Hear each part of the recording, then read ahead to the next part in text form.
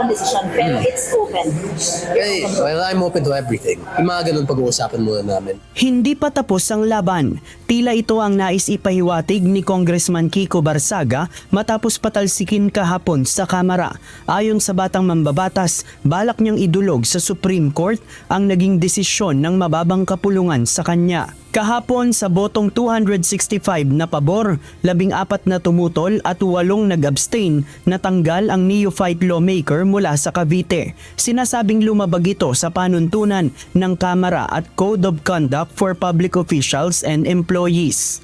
With 265 members voting in the affirmative, 14 in the negative, and 8 abstentions, the findings and recommendations contained in Committee Report number 298 are hereby adopted. Madam Chair, point of Representative order. Barsaga is hereby notified of the action taken by the House on Committee Report number 298. Naniniwala naman si Barsaga na may kinalaman si Pangulong Ferdinand Marcos Jr. sa nangyari sa kanya.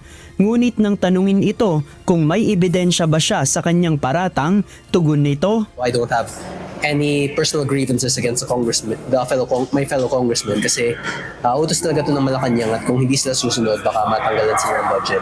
Marcos whose son is the majority leader. bunsod ng kanyang pagkakatanggal, ipinaliwanag naman ng Commission on Elections o COMELEC na obligado silang magsagawa ng special elections sa nabakanting posisyon ni Barsaga. Ayon kay COMELEC Chairman Attorney George Erwin Garcia, maaari itong isagawa ng August 22 at hindi lalagpas ng August 29.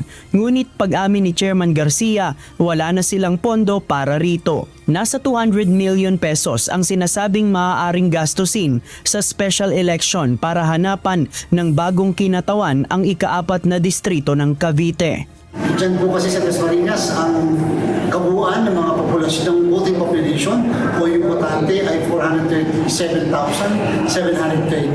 Medyo malaki-laki po ito.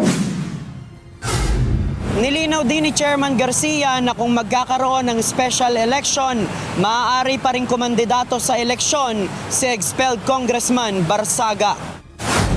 Pwede siya mag-file sapagkat yung kanyang pagkatatanggal sa pagiging kongresista ay hindi po perpetual disqualification to hold public office. Isa rin po yan sa napag-usapan kanina ng Commission and Bank.